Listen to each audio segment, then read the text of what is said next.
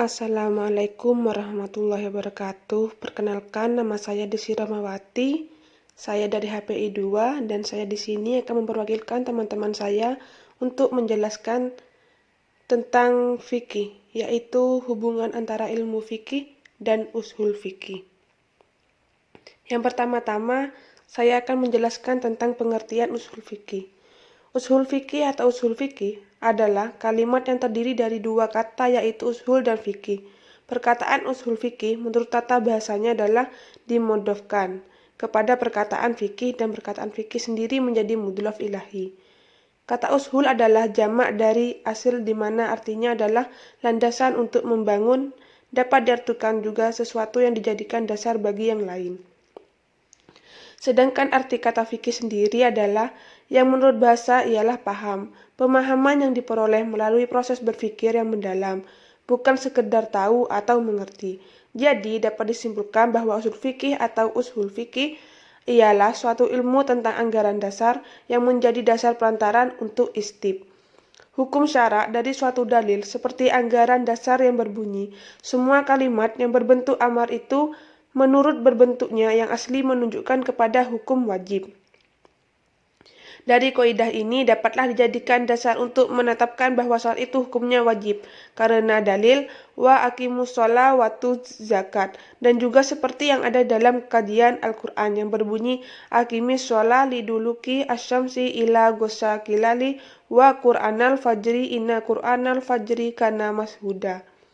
Dalil tersebut berbentuk amar, sedangkan amar sendiri menunjukkan kepada hukum wajib. Oleh karena itu, dalil di atas menunjukkan bahwa hukumnya salat itu wajib. Dari kaidah ini maka timbullah berpuluh-puluh hukum sebagai cabangnya, seperti wajibnya zakat, wajibnya puasa, wajib haji, dan hukum syarak itu kemudian disebut ilmu fikih. Sudah terang bahwa syariat agama Islam yang dibawa Nabi kita baginda Nabi Muhammad SAW, dasar utamanya ialah Al-Quran, dan sedangkan sunnah Nabi atau bisa disebut juga dengan hadis adalah pemberi penjelasan kepada Al-Quran. Oleh karena itu, Al-Quran dan As-Sunnah adalah merupakan sendi utama bagi syariat agama Islam. Kedua-duanya menjadi tempat kembali bagi para mujahid dan istinbat mereka. Di samping itu, disebabkan syariat ini adalah mengandung liat atau sebab-sebab yang ditunjukkan kepada kemaslahatan dan kepentingan umat. Maka timbullah sendi yang ketiga, yaitu qiyas, menyamakan hukum yang belum ada dengan yang sudah ada. Dan sendi yang keempat adalah ijma, kesepakatan yang diambil oleh mujtahidin. Yang mula-mula menyusun usul fikih ialah Imam Syafi'i, Muhammad bin Idris bin Abbas bin Utsman bin Syafi'i.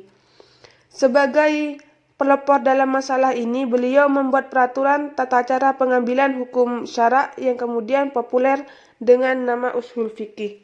Buku karangan pertama beliau dalam ushul fikih ialah bernama Ar-Risalah.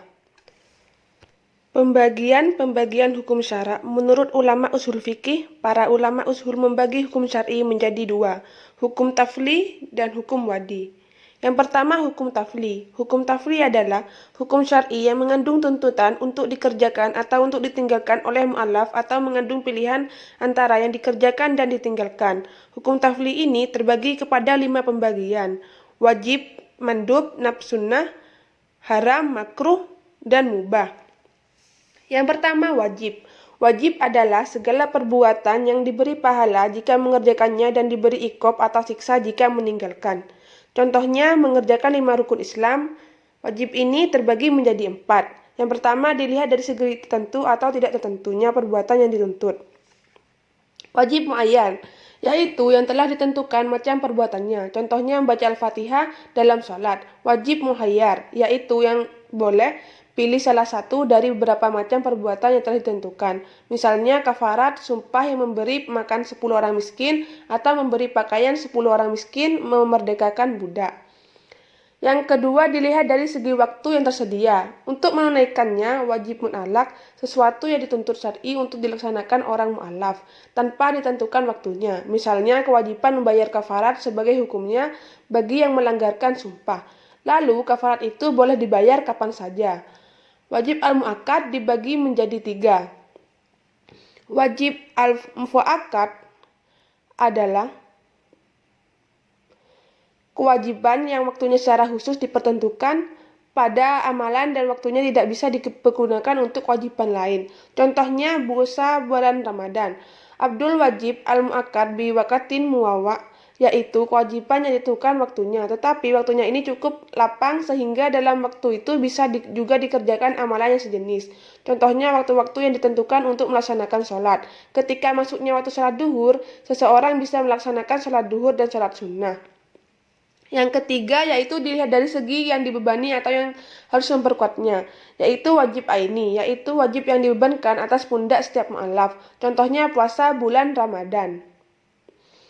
Yang keempat adalah dilihat dari segi kadar maupun kuantitas. Wajib muhaddad, yaitu kewajiban yang ditentukan kadar atau jumlahnya. Contohnya jumlah zakat. Wajib ghairu muhaddad, yaitu kewajiban yang ditentukan batas bilangannya.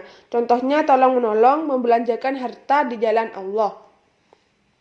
Yang kedua adalah mandub. Mandub adalah segala perbuatan yang dilakukan akan mendatangkan pahala, sedangkan meninggalkannya tidak dikenakan dosa atau iqab. Mandub atau sunnah terbagi, yang pertama adalah sunnah aini, yaitu segala perbuatan yang dianjurkan kepada setiap pribadi mu'alaf untuk dikerjakan, misalnya sholat sunnah tarawih atau rawatib. Yang kedua sunnah kifayah, yaitu segala perbuatan yang dianjurkan untuk diperbuat cukup oleh salah seorang saja dari suatu kelompok. Contohnya yaitu mengucapkan salam. Yang ketiga sunnah muakkad, yaitu perbuatan sunnah yang senantiasa dikerjakan oleh Rasul atau lebih banyak dikerjakan Rasul lebih banyak daripada tidak dikerjakan. Contohnya sholat sunnah hari raya. Yang keempat adalah sunnah ghairu muakkad, yaitu segala macam perbuatan sunnah yang tidak selalu dikerjakan Rasul. Contohnya sholat sunnah duha. Yang ketiga haram. Haram yaitu apa yang diminta oleh syar'i menghentikan perbuatannya. Permintaan secara pasti. Sikna minta diperhentikan itu sendiri yang menunjukkan bahwa permintaan itu merupakan kepastian berfirman Tuhan dalam Al-Quran. Diharamkan kepadamu mayat, darah dan daging babi, aku bicarakan apa yang diharamkan atas kamu oleh Tuhanmu, tidak halal bagimu. Atau larangan memperbuat yang berhubungan dengan apa yang ditunjukkan atas merupakan kepastian. Contohnya, dan jangan kamu menghampiri perzinaan karena adalah keji. Atau perintah menjauhkan diri berkaitan dengan yang demikian. Contoh, bahwa khamar, judi, berhala, dan mengundi nasib itu adalah najis perbuatan setan. Maka jauhkanlah dirimu daripada atau menertibkan atas perbuatan dosa. Yang keempat adalah makruh. Makruh yaitu apa yang diminta oleh syar'i dari mu'alaf itu menghentikan pekerjaannya. Permintaan itu tidak pasti, karena sikhatnya itu sendirilah yang menunjukkan demikian, sebagaimana halnya apabila ada orang yang mengatakan, Allah benci kepadamu begini. Atau ada larangan terhadapnya dan larangan itu dihubungkan kepada apa yang tunjukkan bahwa larangan itu adalah karena benci. Yang kelima adalah mubah. Mubah yaitu apa-apa yang disuruh pilih oleh syar'i kepada mu'alaf antara memperbuat dan meninggalkannya. Syar'i tidak meminta si mu'alaf mengerjakan perbuatan itu dan tidak pula untuk menghentikannya. Kadang-kadang ditetapkan dengan nas syar'i boleh memperbuatnya. Apabila ada nas yang dikemukakan oleh syar'i, maka tidak berdosa memperbuatnya. Dengan ini tunjukkan bahwa diperbolehkan. Hukum wadi dan macam-macamnya. Para ulama usul fikih menyatakan bahwa hukum wadi itu ada 5 macam. Yaitu yang pertama adalah sabab. Sabab secara etimologis artinya sesuatu yang memungkinkan dengannya sampai tujuan, yaitu sifat yang nyata dan dapat diukur yang dijelaskan oleh nas, bahwa keberadaannya menjadi petunjuk bagi hukum syara. Artinya keberadaan sabab merupakan pertanda keberadaan suatu hukum dan hilangnya sabab menyebabkan hilangnya hukum. Misalnya perbuatan zina menyebabkan seorang dikenai hukum dera 1 kali. Apabila perzinaan tidak dilakukan, maka hukum dera tidak dikenakan. Akan tetapi, para ulama usul fikih menetapkan bahwa sabab itu harus muncul dari nas, bukan buatan manusia. Pembagian sabab dilihat dari berbagai segi. Yang pertama dari segi objeknya. Dari segi objeknya dapat dilihat dari sabab al-waqti, seperti tergelincirnya matahari sebagai tanda wajibnya sholat duhur. Yang kedua, sabab al-maknawi, seperti mabuk, sebagai sebab keharaman hamar. Dari kemampuan mu'alaf, yang pertama adalah sabab yang merupakan perbuatan mu'alaf dan mampu dilakukan seperti jual beli yang menjadi penyebab pemilikan harta, pembunuhan sengaja yang menyebabkan terjadinya kisos. Yang kedua adalah sabab yang bukan perbuatan mu'alaf dan tidak mampu untuk dilakukan, seperti tergelincirnya matahari sebagai sebab wajibnya sholat duhur. Seperti firman Allah dari kitab Al-Quran, wa izza dorabtum fil al-ardi falaisa alaikum junahun an naksuru minna as-sholah. Dari segi hukumnya, sabab al-masyru' yang pertama, yaitu seluruh yang membawa kepada kemaslahatan dalam pandangan syar'i, sekalipun dibarengi kemaslahatan secara zahir, seperti jihad sebagai sabab tersiarnya Islam.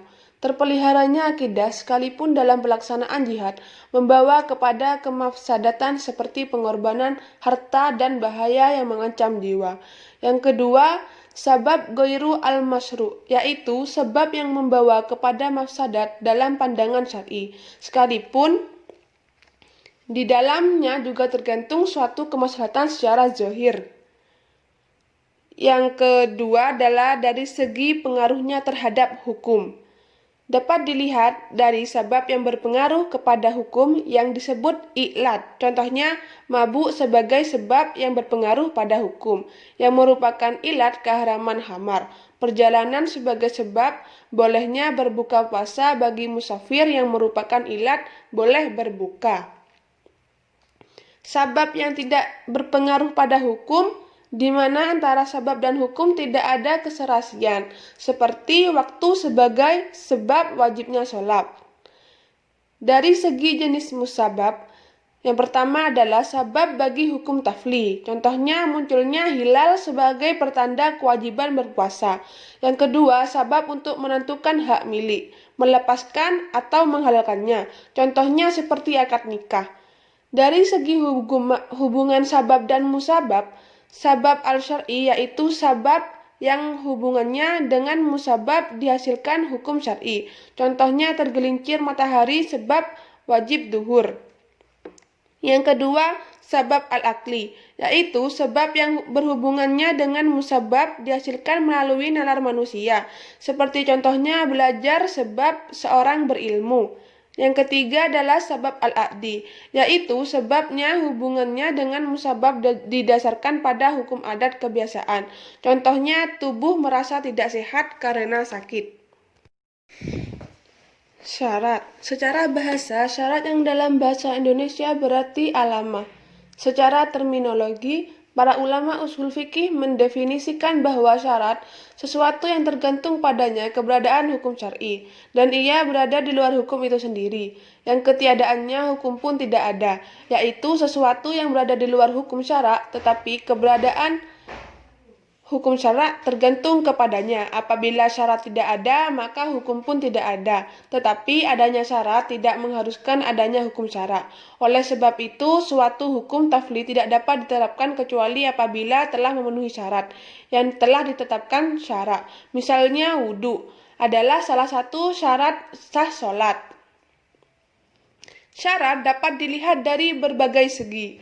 Yang pertama dari segi kaitannya dengan sebab dan musabab. Dari sisi ini, syarat terbagi kepada dua bentuk. Yang pertama, al-syarat al-mukammil al-asbab. Syarat penyempurnaan sebab seperti haul dalam kewajiban zakat pada harta yang telah mencapai 1 nisab. Nisab adalah sebab wajibnya zakat, dan harta 1 nisab itu tidak bisa dikenakan zakat, kecuali apabila telah haul. Yang kedua adalah dari segi al-syarat al-mukammil li al-musabab, syarat penyempurnaan musabab, seperti bersuci dan menutup aurat adalah syarat bagi penyempurnaan sholat. Jika tidak ada syarat ini, maka ketiadaan hukum. Yang kedua, dari segi pensyaratannya, terbagi menjadi dua macam. Yang pertama, al-syarat al-syar'i, yaitu syarat yang ditentukan syar'i terhadap berbagai hukum, seperti persyaratan yang ada dalam bidang ibadah, muamalah, dan pelaksanaan hukuman. Yang kedua, al-syarat al-ja'li, yaitu syarat yang dibuat mu'alaf seperti menyampaikan atau membawa barang yang telah dibeli ke rumah pembeli sebagai syarat yang disepakati penjual dan pembeli ketika akad jual beli berlangsung. Yang ketiga, dari segi hubungan syarat dengan masyrut. Yang pertama adalah al-syarat al-syar'i, yaitu syarat yang ada hubungannya dengan yang disyaratkan didasarkan atas hukum syara. Yang kedua, al-syarat al-aqli, yaitu syarat yang hubungannya dengan yang disyaratkan didasarkan nalar manusia. Yang ketiga, al-syarat al-adi, yaitu syarat yang hubungannya dengan yang disyaratkan didasarkan adat kebiasaan. Yang ketiga yaitu mani, yaitu penghalang. Secara etimologi yang berarti berhenti dari sesuatu, yang dalam bahasa Indonesia artinya penghalang, yaitu sifat yang nyata yang keberadaannya menyebabkan tidak ada hukum atau tidak ada sebab. Misalnya hubungan suami istri dan hubungan kekerabatan, menyebabkan terciptanya hubungan kewarisan, waris mewarisi. Apabila ayah wafat, maka istri dan anak mendapatkan pembagian warisan dari harta suami atau ayah yang wafat, sesuai dengan pembagian masing-masing, akan tetapi hak mewarisi ini bisa terhalang apabila anak atau istri yang membunuh suami atau ayah yang wafat tersebut. Macam-macam mani atau penghalang, yaitu mani bagi hukum, disebabkan suatu hikmah yang menghendakinya berbeda dengan hukum. Mani ini terbagi kepada tiga macam. Yang pertama, mani yang tidak berkumpul dengan hukum tafli, yaitu sesuatu yang menyebabkan hilangnya akal, seperti dalam keadaan tidur dan gila menyebabkan terhalangnya taklif. Yang kedua, yaitu mani yang berada dalam bersamaan dengan ahliyah, taklif, tetapi mani ini menghilangkan taklif, seperti haid dan nifas, yang menjadi penghalang untuk melaksanakan sholat dan masuk masjid. Yang ketiga yaitu mani yang menghilangkan kemestian taklif dan membawa seseorang untuk bersikap memilih. Misalnya keadaan sakit menghalangi seseorang untuk melaksanakan sholat Jumat, sekalipun apabila dilaksanakan sholatnya sah. Mani bagi sabab, karena keberadaan mani merusak hikmah yang ada pada sabab. Misalnya utang menyebabkan batalnya kewajiban zakat karena harta tersebut tidak mencapai satu nisab lagi. Sabab wajib zakat. Sihah yaitu suatu hukum yang sesuai dengan tuntunan syara, yaitu terpenuhinya sebab, syarat dan tidak ada mani. Misalnya mengerjakan sholat duhur setelah tergelincir matahari dan telah berwudu, dan tidak ada halangan bagi orang yang mengerjakannya. Dalam contoh ini, pekerjaan yang dilaksanakan ini hukumnya sah. Oleh sebab itu, apabila sebab tidak ada dan syarat tidak terpenuhi, maka sholat itu tidak sah, sekalipun maninya tidak ada. Yang kelima, ada batil. Batil yaitu terlepasnya hukum syara dari ketentuan yang ditetapkan dan tidak ada akibat hukum yang ditimbulkannya. Misalnya memperjualbelikan minuman keras. Akad ini dipandang batal karena minuman keras tidak bernilai harta dalam pandangan syara. Yang keenam adalah azimah dan ruksah. Azimah adalah hukum-hukum yang disyariatkan oleh Allah kepada seluruh hambanya sejak semula. Artinya belum ada hukum sebelum itu disyariatkan Allah, sehingga sejak disyariatkannya seluruh mu'allaf wajib mengikutinya. Misalnya jumlah rakaat salat duhur ada 4 rakaat. Ruksah yaitu apa yang disyariatkan Allah dari hal hukum-hukum yang meringankan kepada mu'allaf dalam hal-hal yang khusus, memperlakukan keringanan atau apa yang disyariatkannya bagi uzur yang sulit dalam hal-hal tertentu, atau memperbolehkan apa yang dilarang dengan dalil di samping menegakkan dalil larangan. Contohnya memakan babi ketika ada uzur yang mengharuskannya untuk makannya. Contohnya uzur penyakit atau terdesak. Perbedaan antara hukum tafli dengan hukum wadi. Yang pertama dilihat dari sudut pengertiannya. Hukum tafli adalah hukum Allah yang berisi tuntutan-tuntutan untuk berbuat atau tidak berbuat suatu perbuatan, atau membolehkan memilih antara berbuat dan tidak berbuat. Sedangkan hukum wadi tidak mengandung tuntutan atau memberi pilihan, hanya menerangkan sebab atau halangan suatu hukum sah dan batal. Yang kedua, hukum tafli mempunyai sanksi hukum, sementara hukum wadi hanya mempunyai konsekuensi hukum. Yang ketiga, hukum tafli terkandung tuntutan untuk melaksanakan, meninggalkan, memilih, berbuat atau tidak. Sedangkan hukum wadi mengandung keterkaitan antara dua persoalan. Yang keempat adalah hukum tafliq harus sesuai dengan kemampuan mu'alaf untuk melaksanakan atau meninggalkannya. Karena dalam hukum tafliq tidak ada kesulitan dan kesempitan yang tidak mungkin dipikul oleh mu'alaf. Sedangkan dalam hukum wadi kesulitan dan kesempitan bisa dipukul. Contohnya menghadirkan saksi sebagai syarat dalam pernikahan. Dan ada kalanya di luar kemampuan mu'alaf, contohnya tergelincirnya matahari bagi wajibnya salat duhur. Yang kelima, hukum tafli ditujukan kepada para mu'alaf, sedangkan hukum wadi ditujukan kepada manusia siapa saja. Selanjutnya, tujuan utama daripada ushul fikih ialah yang pertama, mendidik seseorang agar supaya tiap-tiap hukum yang ditetapkannya selalu berdalil, yakni berdasarkan dalil yang kuat. Yang kedua, agar supaya orang tidak terlalu menggantungkan diri kepada orang lain. Hendaknya selalu berpegang teguh kepada dalil yang benar. Yang ketiga, andai kata ia mengikuti orang lain, tetapi mengerti alasan dalilnya. Tidak hanya asal ikut saja tanpa berpikir. Pokok-pokok yang harus dibahas dalam usul fikih ada 4 bab. Yang pertama, al-ahkam, termasuk di dalamnya wajib. Al-hadar, haram. An-nudbu, sunnah, makruh, mubah, hasan, qabih, ada, kodra, sahih, fasid, dan lainnya. Yang kedua, al-adillah, yakni dalil-dalil ialah Al-Quran, As-Sunnah, Al-Ijma' dan Al-Qiyas. Yang ketiga, turkul istimbat, yakni jalan-jalan istimbat. Yang keempat, mustanbit, yakni mustahid dengan syarat-syaratnya. Yang terakhir, hubungan antara ilmu fikih dan usul fikih. Ilmu fikih adalah proses pembelajaran untuk mengetahui hukum-hukum syariat Islam. Usul fikih dapat diartikan sebagai kaidah-kaidah yang dibutuhkan untuk mengeluarkan hukum dan perbuatan-perbuatan manusia yang dikehendaki oleh fikih. Hubungan antara fikih dan usul fikih sangat erat, hingga tidak dapat dipisahkan. Keduanya saling melengkapi dalam satu tujuan untuk menerapkan hukum Islam terhadap orang-orang mu'alaf. Usul fikih dan ilmu fikih itu hubungannya erat sekali, ibarat sebuah pohon seperti pokok dengan cabang-cabangnya, ranting-rantingnya. Tak mungkin ada cabang bila tak ada pokoknya. Di samping itu, hubungan ilmu fikih dengan usul fikih yaitu ilmu fikih merupakan produk dari usul fikih. Ilmu fikih berkembang karena berkembangnya ilmu usul fikih. Ilmu fikih akan bertambah maju manakala ilmu usul fikih mengalami kemajuan karena ilmu usul fikih adalah semacam ilmu atau alat yang menjelaskan metode dan sistem penetapan hukum berdasarkan dalil-dalil akli maupun naj'i. Sedangkan ilmu usul fikih adalah ilmu alat-alat yang menyediakan bermacam-macam ketentuan dan kaidah sehingga diperoleh ketetapan hukum syarak yang harus diamalkan. Al-Quran, hadis Rasul, dan ijtihad adalah bahan yang diselidiki oleh ilmu usul fikih. Hasil penyelidikannya berupa fikih, ilmu khusus untuk mengolah sumber hukum dan mencabut serta melahirkan garis hukum daripadanya yang disebut ilmu usul fikih. Dari penjelasan saya, yaitu materi ilmu fikih, yaitu hubungan antara ilmu fikih dan usul fikih.